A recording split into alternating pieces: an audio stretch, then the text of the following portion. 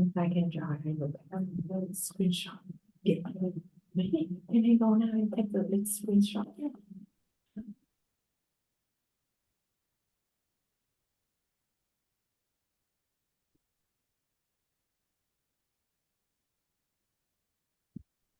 Hello, welcome everyone. We're just waiting for people to come into the webinar. And we'll start in about a minute when everyone's in. It's so good to see the amount of people joining us today.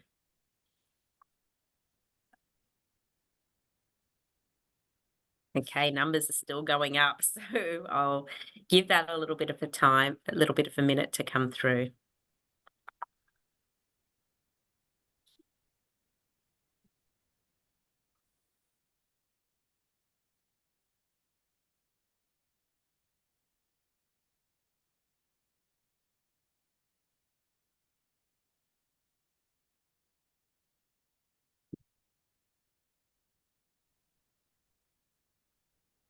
All right, well, we might get started.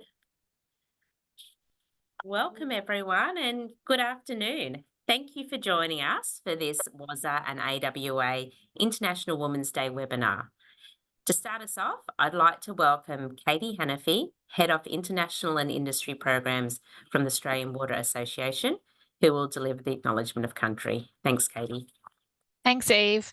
I'd like to acknowledge the traditional custodians of the Bidjigal and Gadigal people from where I'm joining today and their deep connection to our precious waters and land, and pay respect to elders past and present.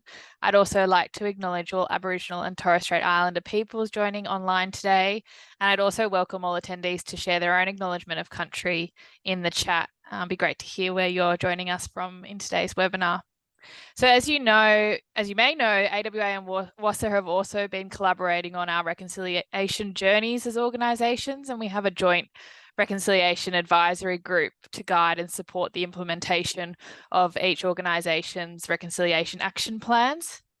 And in light of today's International Women's Day webinar, I was reflecting on our wraps and our beautiful wrap artworks, which each organisation have had commissioned by incredible female artists. WSAA's artwork is by Anna Dowling, a descendant of the Badimaya people of the Yamatji region in Western Australia. And AWA's bespoke artwork is by Gumbai Nagar and Bunjalung woman Amy Allerton. So after today's webinar, I'd encourage you to have a look at both our wrap artworks, which were created by two inspiring First Nations women. And I'll link our wraps to the chat so you can have a look after the webinar. So I'll pass back to Eve. Thanks very much for sharing that with us, Katie. I'd like to acknowledge the Gadigal people of the Eora Nation on whose lands I'm joining you from today. For those of you that don't know me, my name's Eve Rodrigues and I am the Manager of Customer and Community at WSAA, and I'm also your facilitator today. So as we all know, International Women's Day was on the 8th of March, but we're continuing the awareness and discussions because I think we need more than a single day to raise awareness and to acknowledge where we've come from and how far we still have to go. So this year's United Nations theme is Count Her In, Invest in Women and Accelerate Progress. So this year there's a real focus on the economic inclusion of women. We're thankfully past those days when our mothers and aunties had to give up their job for a man once they got married. Yet women still are not equal. The total remuneration gender pay gap is 19%. Which means over the course of a year, the median of what a woman gets paid is more than $18,000 less than what a man is paid. But it's not just about salary. An estimated 16% of women have experienced economic abuse from a partner. Third sector estimate that the total economic burden of domestic violence and economic abuse has reached $5.1 billion a year just in New South Wales. And the vast majority of that is borne by the victim survivor. So today we've got an amazing panel of women who are going to discuss their experiences and thoughts about what it means to provide equal opportunity for women and girls, to build capabilities and strengthen our capacity to learn, earn and lead. Unfortunately, one of our panellists, Dr. Rachel Miller, can't be with us today due to a family tragedy.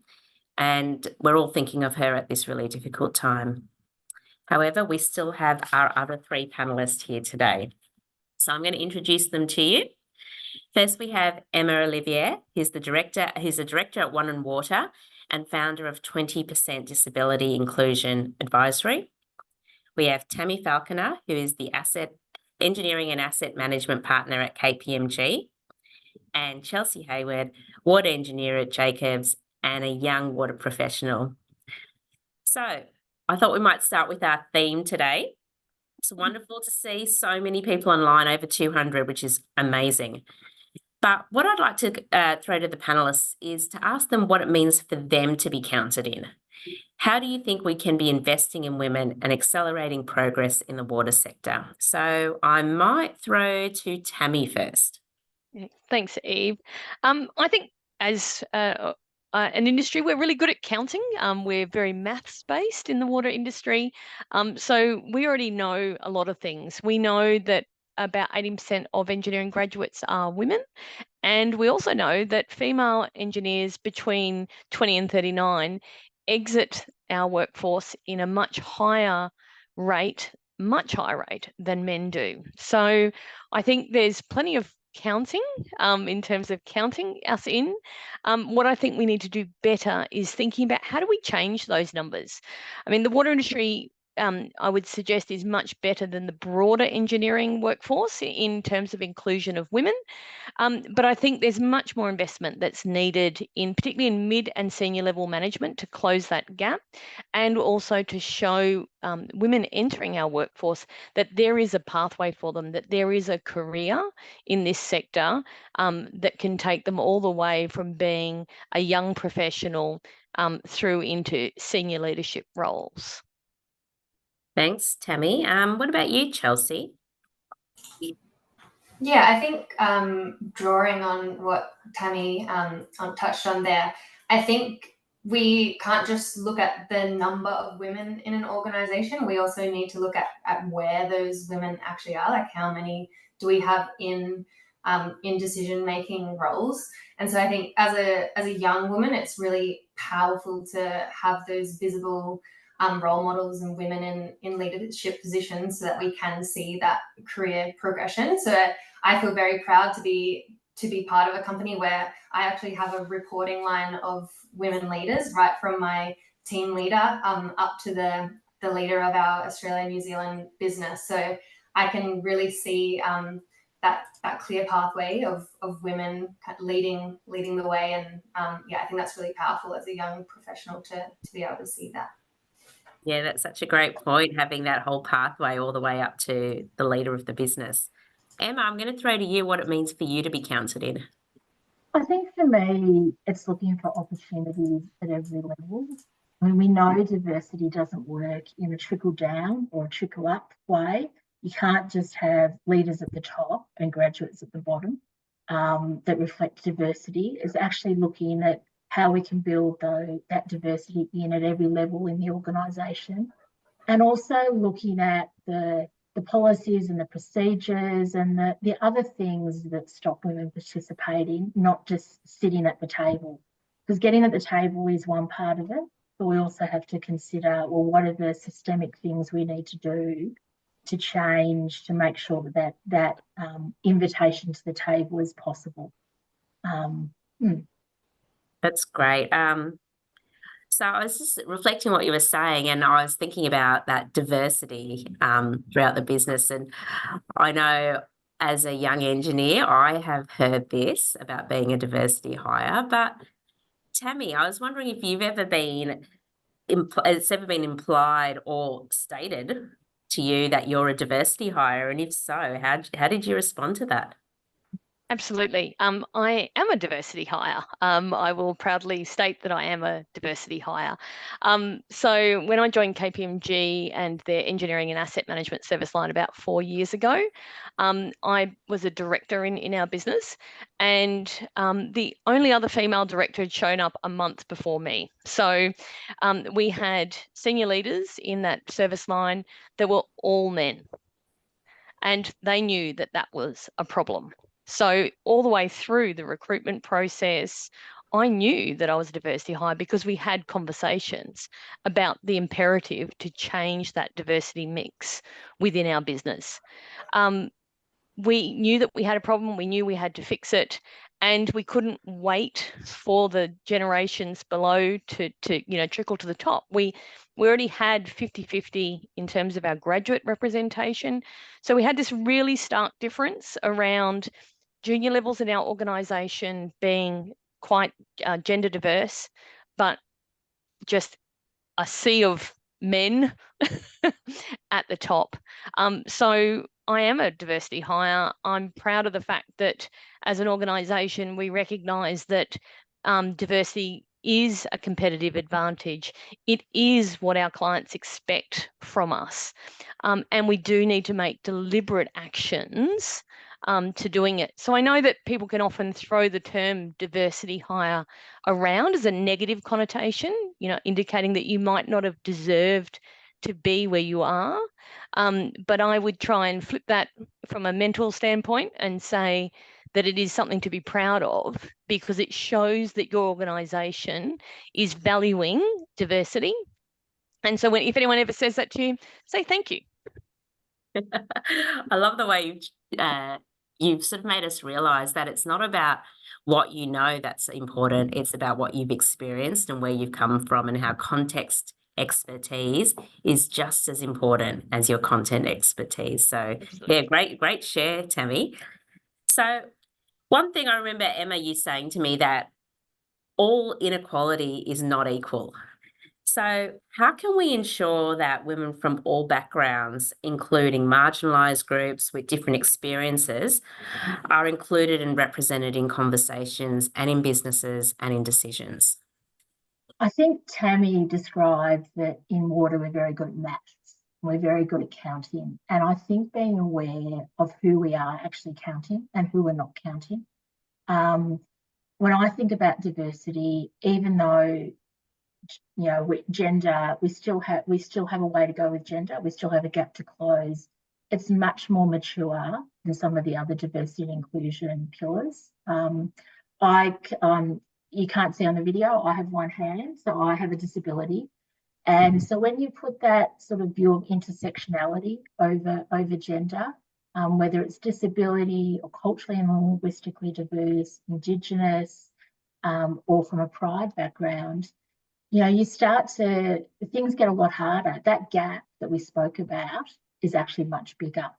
So I think for me, it's being aware of who we are including in our, who we're counting. And we naturally tend to count people that look like us and think like us. And I think being really aware of our own privilege, and the fact that we're all educated, we have natural advantage. Not everyone has that. So I absolutely do believe that not all inequality is equal, and there's some groups that have less opportunity than others, and to be absolutely aware of that. And probably the other thing is we accept that behaviour we walk past. So we need everyone to be aware of it. And when we see that a group hasn't been included, it's to call it out. Because it's often on those individuals to stand up for themselves. It's much easier if the rest of the workforce and the rest of the population calls it out as well. The voice gets a lot stronger. Thanks, Emma. Chelsea, as a young woman in the industry, I'd love to hear about how you can ensure that young women's voices are also included at the table.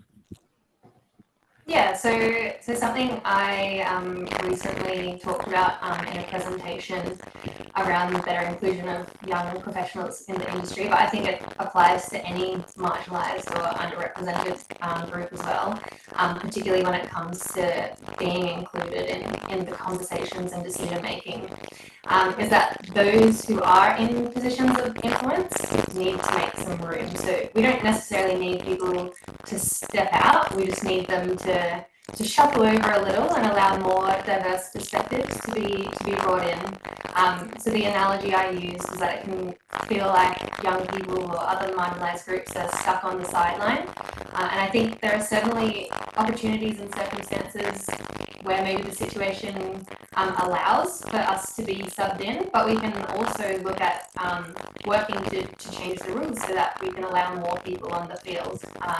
So yeah, I think in the water industry we are solving complex challenges for society, so it definitely makes sense that the teams who are developing these solutions are as diverse as the communities that we're creating these solutions for, particularly in the water sector where women are disproportionately impacted by water issues. But yeah, it really requires intentional effort, so actively seeking out and inviting women, young women, women from various backgrounds to participate in discussions and decision making. And yeah, it can be, you know, making sure that platforms are accessible, that there's training and education on diversity and inclusion, and really making sure that we create those safe spaces where everyone feels comfortable to express their views. Thanks, Chelsea. And so I love that thought that both of you have given us about how women need to be allies as well, not just, and thinking about our own privilege that we come from to bring in that intersectionality and other marginalised women into those conversations as well. So thank you for sharing that. Now, I've got another question. So when we're included, which is great, and sometimes we are the only woman in the room. So I'd like to explore what it feels like being the only woman in the room. And Tammy, I know you have. What's helped you and what's hindered you in those situations, and how have you dealt with it? Thanks, Eve. It can be daunting. Like, I'm not going to pretend that, you know, the world, as soon as we're invited to play, all the problems go away. You know, walking into a room where you are the only female, and you may already be suffering a little bit of imposter syndrome in terms of, do I deserve to be here? Will I be heard? Does my opinion matter? You know, that can be really daunting. And one of the things that I'd kind of wished that I'd realised probably earlier in my career was the fact that one of the aspects of being diverse means new ways of thinking, and that actually becomes a bit of your superpower in terms of that, you know, aspect there. So an experience for me was, you know, moving into an operational team, and, I was one of a handful of women working amongst 70 odd blokes, and the other women were in administrative roles. So, you know, processing invoices, those types of things. So yes, it was really daunting to kind of start to challenge, well, why do you do things that way? Could you do things a different way? You know, my job was around changing the way that they managed assets. But on reflection, and this is later, not in the moment, my diversity meant that I could ask those questions. Nobody in that room or nobody I interacted with ever expected me to behave the same way as they did, because I wasn't a water treatment plant operator. I wasn't, you know, riding around in bucket trucks fixing power poles. So they didn't actually expect that of me. So it actually gave me freedom to explore areas, to be naturally curious about what things were done and why they were done that way and how they could be done differently and why wouldn't this work.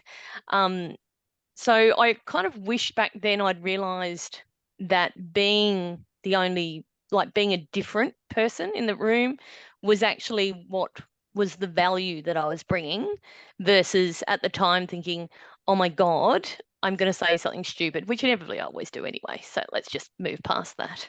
And to actually, you know, really build strong relationships with people based off mutual respect around the differences that you bring, and a natural curiosity.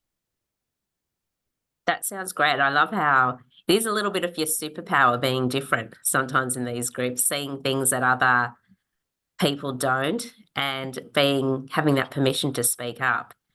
Sometimes you don't always have that permission and it can be a little bit difficult, but yeah, it's good to hear that on reflection, if you were to go back again, you'd definitely be a little bit more vocal about what you could change and what you could be different. I would definitely be that. And I would definitely give that advice to other people walking into that situation. Thanks, Tammy. Chelsea, I'm going to ask you to answer the next question, but I just might get you to check your speaker to make sure it's Yeah, that's what I was good. Is it any better now, or should I try to? Okay. working a lot better. Also, I will ask, we'll have time to do a bit of Q&A at the end. So I'm inviting everyone to put their questions in the Q&A area, and we'll come back and I'll ask those questions to our panelists at the end. So this is one of my favourite questions because it's about vulnerability. So failure is part of everyone's story, regardless of gender. So what's your reflections on dealing with failure and being vulnerable, and how do you think that fits into your, I guess, identity of who you are as a woman or in a marginalised group or with another, being another minority group? So just whatever that means to you and what you've learned from it as well, and what you take into your job or your personal life going forward with that story of failure or vulnerability. Let's start with Emma. Okay. Look, I think for me, failure, I failed a lot in my career. That's number one. I mean, and I think the other thing is realizing that everyone else has failed as well, that you're not alone in that. For me, it's always a step to where I want to go. And I think it's reframing when I haven't got a promotion. And I missed out on a big promotion in my career about 10 years ago. When that didn't happen, is to step back and reflect and go, what can I learn from it? It's always much easier to learn in hindsight than within the moment. I think what I've learned also is to be kind to yourself, that you don't have to get it right all the time. And it's okay to sometimes miss the mark.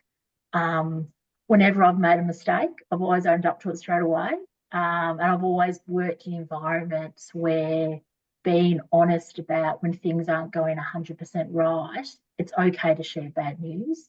And I think being confident that you can share bad news, and if you're in a leadership position, creating that sense within your team is you don't want to be the leader that always just hears the good news.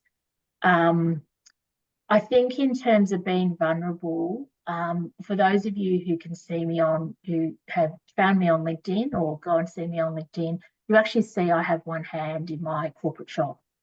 And I only put that up a couple of years ago. So for most of my career, I hadn't spoken about having a disability.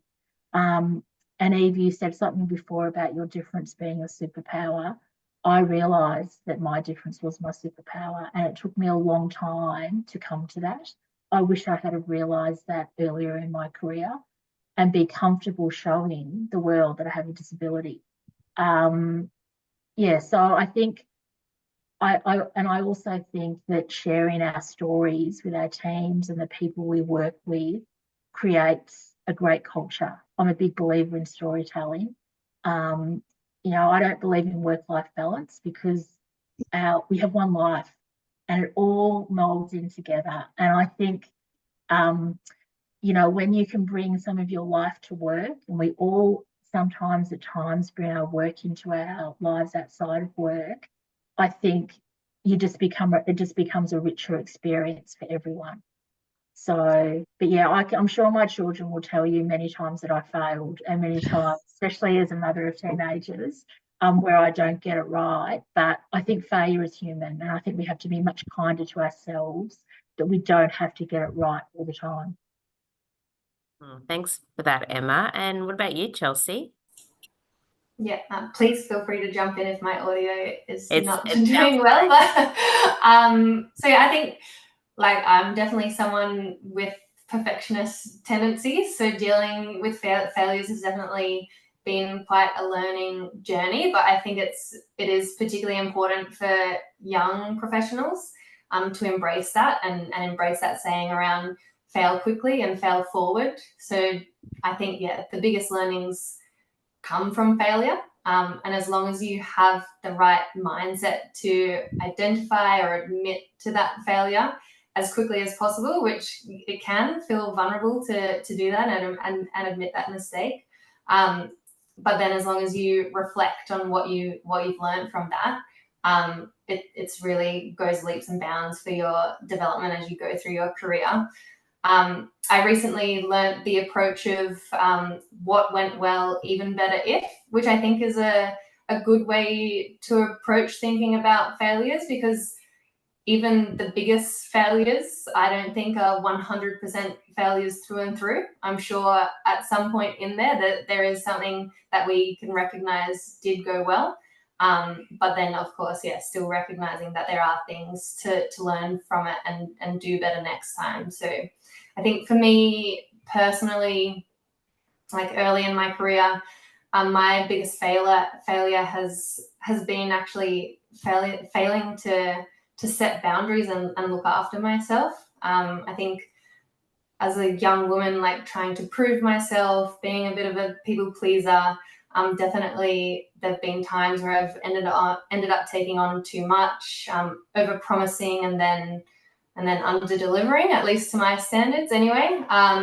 So have ended up in those very early stages of burnout, which it was hard to recognize at the time, and I definitely did feel quite vulnerable asking for help. But once I did, like I got lots of support, and you hear that there's lots of other women who have been there before and have plenty of lessons to share.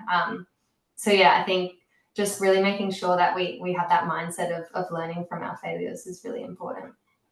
Oh, I love that. And it reminds me of something that my children sometimes say when they get their work critiqued. Mum, give me 2 stars and a wish on my work. So tell me what's good at it, but tell me how I can improve as well. And that, I think it's wonderful that younger generations are learning to show vulnerability right from school time, and hopefully they'll bring that into the workplace as well.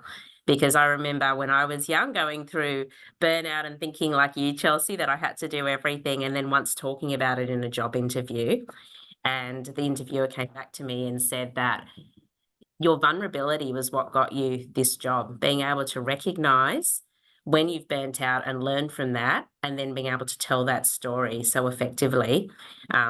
That is a superpower, and our vulnerability is part of our journey into both our careers and in our personal life. So thank you, both of you, for sharing that.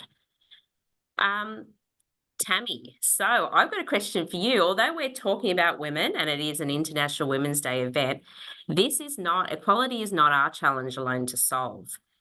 So I assume that there's male colleagues out there on this webinar. What would you like to say to our male colleagues, friends and partners who want to be allies but don't really know how, or are afraid to ask or speak up, because sometimes it can be a bit intimidating as a male to step into this space as an ally? Excellent question. And I do hope that there's plenty of men amongst the 241 people on this call, here to learn a bit more about how they can make more of a difference. I think, at the core, being a fairer and more equitable society benefits all of us.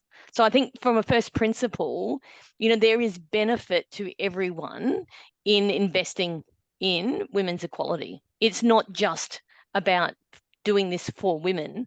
This would actually give us a much better society and provide a lot more options for people about the roles they want to take in society, not just the traditional ones that society may expect from us. So if we think about caring roles and who might be the primary breadwinner in a family for a period of time, there's a lot of stereotypes that go along with that. But if we address the equality issue, we start to open up more options in that space. So I guess one of the things I kind of my personal approach to this is not to bash the patriarchy. I mean, even if the Barbie movie did make that a whole lot more fun, I think this is about, inclusion. It's about conversation. It's about debate. And, I have a male colleague, and we often talk about diversity around what we're trying to achieve. What's our ultimate goals? How would we get there? We have intellectual debates about nature versus nurture and whether or not, there are different wirings of different genders. We're not experts, but we have great conversations about this that neither of us walk away offended from.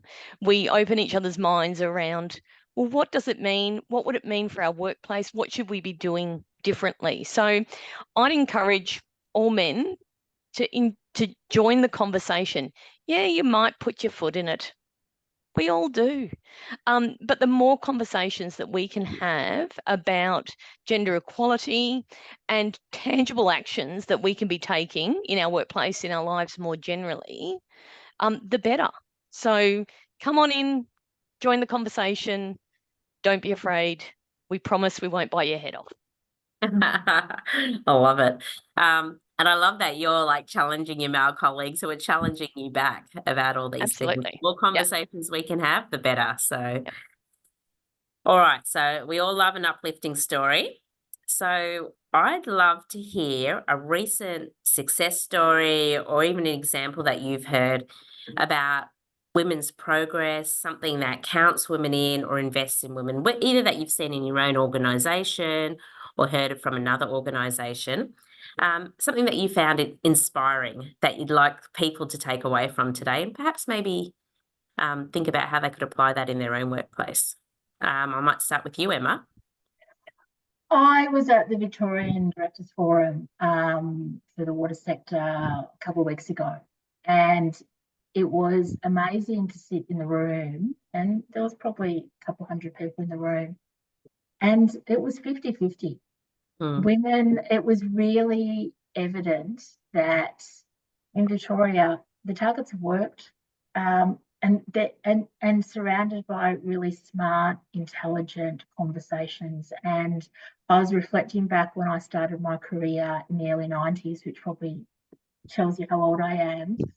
I mean, I honestly thought it was just about to change, and it was really great to sit in that room and see that, it's taken a while, but things are changing. We are having different conversations now. It's not a zero, it's not that one group wins and another group loses. And it was just great to be in a room where actually gender wasn't really an issue, because it was equal. And I'm very proud to sit on a board that we do have equal gender representation. There's still work to do. We aren't done yet, but that for me was a moment of, wow, we actually, we are making progress in the right direction. And I think my other reflection was that I almost didn't apply for a director's role because I thought I wasn't qualified enough. And I think it's a really good reminder is let someone else decide that you're not qualified. Don't you count yourself out of whatever thing you're going for. No one ever has all the qualifications. Non-binary, male or female, no one ever is perfect, got all the ticks in the right boxes. And I think it's a good reminder. I was so delighted when I got the offer to be a director, and I really almost didn't apply. So I think it's a good reminder to put yourself forward, step out of your comfort zone. We know magic happens outside of your comfort zone. Never happens when you're watching Netflix on the couch, even though that's a really comfortable space. So push yourself, look for those opportunities. And I know when I have in my career, it's always been I've grown the most. But yeah, that's my little, uplifting story of something that I experienced a couple of weeks ago. I love that. The first person should be counting her in. It should be ourselves. So counting us into anything. Yeah, so women are notorious. We're the hardest markers on ourselves. We focus on the things we do wrong. We don't focus on the things we do right. And it's always good to remember that no one meets all the criteria for a job. So have a go and let the panel or the recruiter decide, or your manager decide you haven't got the stuff. Don't you count yourself out. Thanks, Emma. What about you, Chelsea? Do you have an uplifting story you'd like to share with us?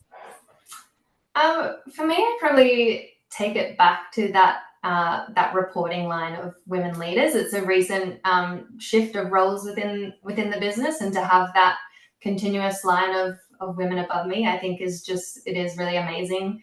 And also knowing that many of them have had career breaks to have children, but they've still been able to work their way into those leadership roles. and even having a colleague who got a promotion. She had been on parental leave and got a promotion as she was coming back to work straight after that parental leave. So, I mean, yeah, that experience that you have, it doesn't go away just because you take a bit of a career break. So I think, yeah, knowing that there are these women around me who are, you know, doing what they want in their lives, taking those breaks, but still being able to come back into the workforce and get into those leadership positions is, for me, really inspiring and yeah, something to look forward to. Thanks, Chelsea. What about you, Tammy? Great stories, and every time I was hearing those shares, I'm like, oh yeah, and that and that and that. But maybe I'll share. So KPMG, we run innovation series. So essentially, we invite people from outside of our organisation to share their journey about innovative businesses they've set up, products they're offering, those types of things. And we invited Vapor along. Many people may know that organisation. They were founded in 2018 by two female engineers looking to take all the manual labour out of reviewing CCTV footage to identify the condition of sewers. What I found amazing about that is that, you know, we had one of the founders come along and talk to us, and gender wasn't even really, like, these were just two really successful people that had managed to get investment from governments, from other investors.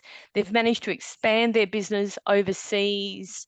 They're really, you know, trailblazing a tech and assets business. And these are two women who, you know, when faced with given a boring and laborious job of reviewing CCTV footage of sewers, when there must be a better solution to this. And they made it, and they are successful today. So I think when we see, you know, women entrepreneurs operating in our space, getting funding, building their business, building their brand, I think that's really fantastic. Thanks, Tammy. I'm going to share with you, I know I'm not a panelist, but this just came to mind from hearing all your wonderful stories. What I thought was an uplifting story, we were getting a very senior person at an external organisation to come and present to some MDs and GMs, and he was a male presenter, and he said, let me just check, I'm going to get some backup people to come and do this presentation because my child is often sick at childcare, and so I might have to go pick him up that day, and I'm the parent on call. And I just love that, you know, it doesn't matter. I may have a senior job. My time as a male is not more important than my wife's. There is no role there. But, you know, I'm just backing this up. No matter how important or central this job that I have to do or presentation, I need to back that up and make sure that I'm on call for my child no matter what. So I just love that story because I don't remember people being so vocal and saying that, particularly as a male, and it's so lovely to see that's come along and it's acceptable in that company. So I just thought that was a great story. So I thought I might share that with you. Tiny thing, but really, really important for men to sort of come out and say that in the workplace as well, that they've got to be on call for their children or partners or elderly parents as well. So okay, so I have one more question before we go to the general Q&A, and I'd like to finish it with a call of action. So we've got 233 people on the call. What I would like is for you to tell your audience just one or two things that you'd like them to take back into their professional or personal lives to ensure that women are counted in. So I'm going to start with Chelsea this time.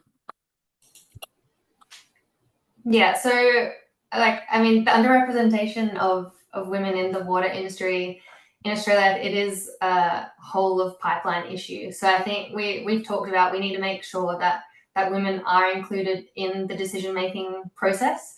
So I said earlier, for those who are in a position of influence, to make that room and help bring more women to the table and actually contributing their perspectives and ideas and having them actually heard and valued. So there's kind of that end of the pipeline, but then we also need to be making sure we inspire the next generation of diverse water professionals, which is an area that I'm definitely passionate about. So yeah, we really need to start young and break down those stereotypes and open young people's minds to the amazing opportunities that working in water can bring. So I think to anyone on the call, definitely encourage you to get involved in outreach programs or talk to the young women and girls in your lives and help them see the positive outcomes that we are creating for communities through the water industry. Thanks, Chelsea. Emma.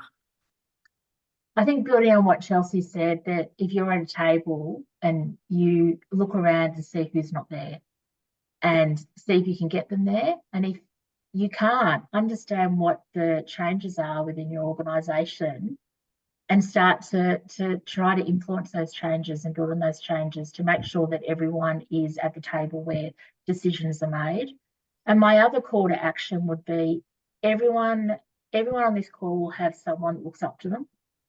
And it's actually incumbent on all of us to think about, we are role models for other people. So who can you mentor? Who can you reach out to after this call to have a conversation about their career or how they're going or what's going on in their life? That absolutely makes a difference. So pulling up that next generation is really, really important. And even your peers, because sometimes, particularly in leadership roles, it can be lonely. So it doesn't have to be someone more junior than you. It could be a peer just to say, how are you going? Is there anything I can do to help you? And it could just be a chat or a sandwich or a virtual coffee. So it could be as simple as that. Oh, great suggestion, Emma. And finally, Tammy, what's your takeaway? I guess I often hear people kind of point to the pipeline issue as being the thing that is insurmountable in terms of the number of women graduating from STEM type degrees. I think that's a bit of a cop-out. I'm going to be blunt. I think there's lots of things that we can be doing right now without, whilst we are addressing some of those pipeline issues. And I think that's creating a culture that values diversity. So to Emma's point around how do we make sure that we are looking at who is in the room with us, who is around that table with us, what other perspectives are we missing by not having a more diverse workforce? So actually creating a culture that values diversity, looking at your employment practices around unconscious bias training, having diverse recruitment panels, flexible working arrangements, improved parental leave across all genders. There are lots of things that organisations can be doing to address the challenges around diversity. And my final one is, I am a targets person. I am a commit to action through targets. I know that can be a controversial statement around quotas and targets, but I think when you measure it, the dial moves. So that's my kind of viewpoint there. Here, let's go for targets and quotas. So, all right. So what I'm going to do is I'm just going to look at, there's a few questions in the chat and I might put this out to you. So I'm going to start this one with you, Tammy. Mm-hmm. So do you think the industry is taking appropriate action to keep the 20 to 39-year-old women in the industry? I think more broadly, probably there's a lot more that can be done. So if we think about the 20 to 39-year-old, it's often in that area of where we might be choosing to have children. And then how do we help people come back into that workforce? I love Chelsea's story about someone coming back into the workforce and then getting that promotion. So what is it that we can be doing to create a more,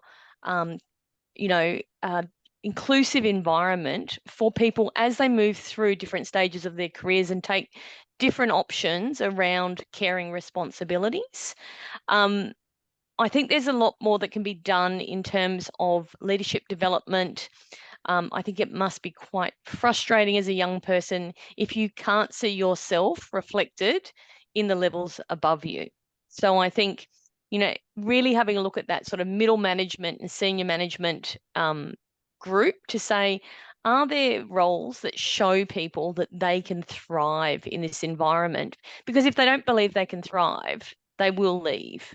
And we simply can't afford that to happen, given the amount of work that we need to do in the water industry over the next 20 and 30 years. So I think we can't afford to lose people. I think it's an imperative that we need to look at, for each individual organisation, what is driving people to leave, and really, you know, taking a data-led approach to that, around what are the barriers that we need to start removing in each of our organisations. Thanks, Tammy. Emma, do you have anything to add to that? Oh, look, the only thing I'd add would be, obviously, there's a wide variety of organisations we're talking about across metro and regional locations, is to actually talk to the individuals themselves, because I suspect that cohort knows, whether it's that they don't see examples of themselves, whether it's flexibility, whether there's certain roles that should be, you know, 2 people in a role and it's shared for a period of time. There's a whole, and also to look at other industries. I mean, these problems aren't unique to water. There's other similar industries, and learning from those industries. But I suspect that each organisation has its own unique lens on it. But, you know, there has been success in other industries, and to use that as an opportunity to learn from. And also what I said before is, as individuals, don't count yourself out. I've always, you know, my kids are more grown up now, but when they were younger, I always had that conversation with my manager. Could I work part-time? Could I work flexible hours? Could I work from home 1 day a week? Whatever the ask was, I didn't assume the answer was no. And I think if you can go with your ask and be clear what you need, because everyone needs something different, that can also help as well. So I do think it's a two-way street. But you've got to have organisations that are willing to have those conversations and be innovative and flexible of how we can do that. The beauty of COVID is that we have realised that we can work virtually. You know, this conversation, you know, maybe 5 years ago on Zoom wouldn't have happened. We would have all had to be in the same location. So looking at how we can use that to our advantage, recognising that some roles you have to be in person, but there's flexibility is not just working from home. You can be flexible hours, you can share roles, you can work part-time. There's a whole lot of different ways that you can solve that answer. And my last observation is having, and I've always been the working parent, is not trying to solve your whole child's school holidays when they're in prep. It would change, what they need and what you need changes every year. Just think a term ahead and be flexible about how you're going to do that. I always used a combination of things. It was never one thing that sort of helped me manage it. And I'm terrible at housework. I learned to outsource certain things, and I dropped my own standards. I was kinder to myself. We don't have to do it all at once. It's okay to take your foot off career for a while, or put more into your career for a while, and not be the person that goes and does, you know, tuck shop at the school canteen. It's okay not to be everywhere. So I also think that being kinder to ourselves, that we don't have to have it all at once. It's okay. Yeah, being kind to yourself, and someone's actually put that in the Q&A. We need to stop being so hard on ourselves. So, Chelsea, what about you? Yeah, I think to add, I mean, I count myself pretty lucky. Like Tammy said, I've had those women in leadership roles who I see as role models. And then to Emma's point around, you know, asking for things and not assuming you're going to get a no. Like I have gone and, you know, asked for some flexible working arrangements and things like that, and have been able to get that in my work. But I also think, like, I'm someone who very actively goes out and seeks opportunities, and perhaps not everyone is like that, but that shouldn't mean that they don't get the opportunities. So I think there is more that we could do to make those opportunities more visible. And like Emma said, it is two ways. So there is some element of needing to kind of put yourself out there. But I think also just finding opportunities for those who can to invite other women in as well, and to make the most of the opportunities that are out there and just making them more visible. And I think that leads on to another question that's out here, and I think you've answered a lot of these things, but as a woman, how do you actually address a potential employer's real commitment to addressing those gaps in gender equality rather than relying on that blanket, we an equal opportunity employer? So you've talked about some of those things, like going out and actually asking for that flexibility. Let's see if they actually walk the walk and not just talk the talk. There's things about plans, measures, goals. What are your targets as an organisation? Do you have any other suggestions how, as women, when we're going out and looking at potential employers who are actually committed to this, what should we be asking or looking for? Tammy, do you have any suggestions? One bit of advice I've given people over the time is, remember when you're in a job interview, you're interviewing them as well. Yeah. You know, early in your career, you're like, oh my God, I hope they pick me. I'm going to be on my very best, you know, I'm going to practice all my answers. I'm going to be my very best self, because I really hope they pick me. Remember, you're interviewing them as well. You know, will you fit in this organisation? Will they value you? So be prepared to ask questions that test that. Think about whether there's an opportunity to ask whether you could meet other people in the organisation, not just the interview panel. Could you meet someone who might be your peer going forward? You know, or a peer in an area where you might work. Look for diverse opinions from different people about what it's like to work there, and don't be afraid to actually see yourself in the driver's seat in that job interview.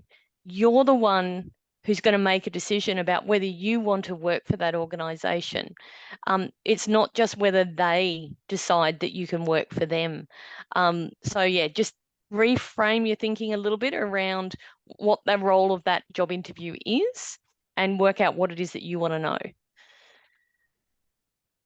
Tammy, we've got so many questions. I'm just going to go to another question, which I really loved. And Emma, you've touched on this a little bit about a lot of the caring responsibilities outside work still falls to women.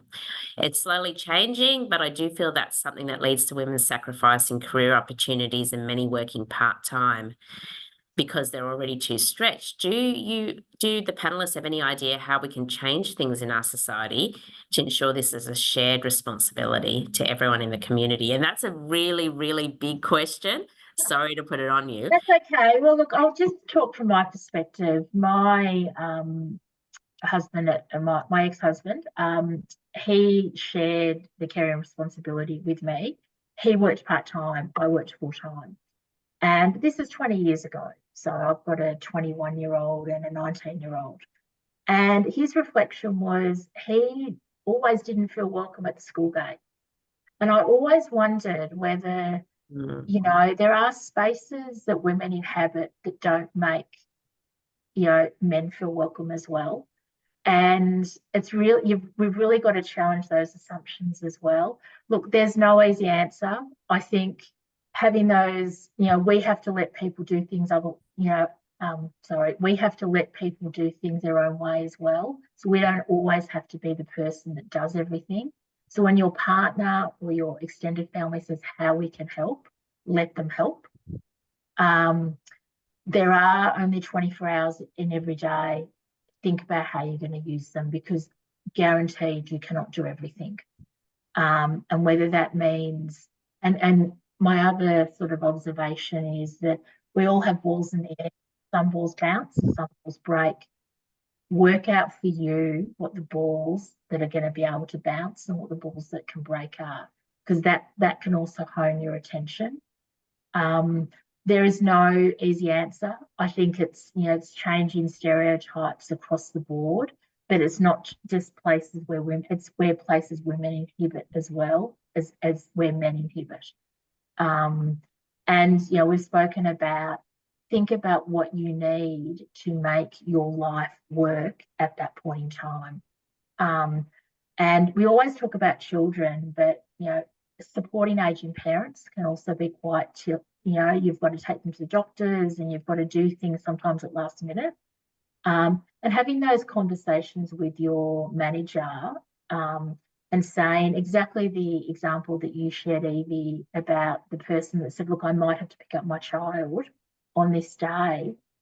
Have those conversations. I think we do tend to keep a lot of this stress to ourselves. I've never believed that you can have it all at once. So I think we do go through different stages, and that's how I've managed my career. But everyone's different. So it's definitely a tricky one. Sorry, I haven't got it. There's no silver bullet answers. Yeah. Totally agree. No silver bullet answer. And one thing I will say is don't just think about the tasks that you have to do, think about the emotional and the mental load that you carry as well. Because I do feel like in work, project managers get paid a lot more, and that's a job on its own, but women seem to do the project managing and a lot of the doing as well. So yeah. That's 100%. And we haven't even spoken about menopause yet. So no, that's for the next year's conversation, okay? One more question I'm going to throw to you, Chelsea, and it's about targets and quotas. And we have talked about them quite a lot. But I'd love to hear what your thoughts are on how they're actually a positive thing. And I know, Tammy, you've talked about this a little bit already, but how do you do that in a way that you don't create an imposter syndrome or self-doubt about whether you've been hired for who you are as opposed to what you know? Yeah, that's a hard one as well. I think a hard one, I know. Yeah. Quotas, yeah, definitely have a place. And Tammy did absolutely happy with being a diversity hire, and I do think that quotas definitely still have their place in making sure that we do have that diversity, and I touched on earlier as well, not just like counting the number of women you have in an organization, but also actually having a look at where they sit within the organization. So yeah, but in terms of doing it in a careful way, I think it's more about and again, this was touched on earlier, like creating that culture around diversity and inclusion, so that everyone is on the same page around the importance of diversities in our organizations, in our sector, and having that culture, I think, will help to kind of move away from that questioning and self-doubt. And look, I think there's still going to be some imposter syndrome that exists out there. It's just something, unfortunately, that women seem to particularly take on. But I don't think that it necessarily, needs to be around your gender and why you're in that role. Like, I think if we create that culture of highlighting the importance of diversity, hopefully we'll see that kind of shift away from that. And Can I go, Emma. Sorry. Everybody wants to jump in on this one. Go, Emma. Quotas makes people look harder. There are qualified women out there. You look at the university stats. And we've seen that. I mean, and we're there. Our natural tendency is to hire people that look like us. When you have a quota, it makes you actually think about who look in areas that don't look like you, and don't think like you. So I don't think it's a bad thing to have quotas. I agree that you can't, what you measure gets counted, and it's important. So it makes organisations look harder and think about the problem differently. And 30 seconds, Tammy, let's finish. Okay, you. A call for the men in the room. This is where you can have a great role. It's where you can use the word "and" a lot. So this person has this experience, these qualifications, and will be a great fit for these reasons, and they will improve the diversity of our team, which is important for our organisation for these reasons. So talk about it. Don't let that be an undercurrent of, oh, here's a diversity hire. Talk about it, be proud of it. That is such a great message to finish on. Diversity, look around you, look in your room, look at the room around you, Look at diversity, not just as a woman, but intersectionality, people that look different to you, have different background experiences and contexts. And I think that's a lovely message to leave that on. I'd like to thank our wonderful panelists, Chelsea, Emma, and Tammy, for being with us today. Thank you everyone for coming along. So good to see you all, and look out for some reflections that we'll be writing out from WSAA's Young Utility Leaders. Thanks everyone, and we'll see you next year on International Women's Day. Bye everyone. Thanks, Eve. Thank you.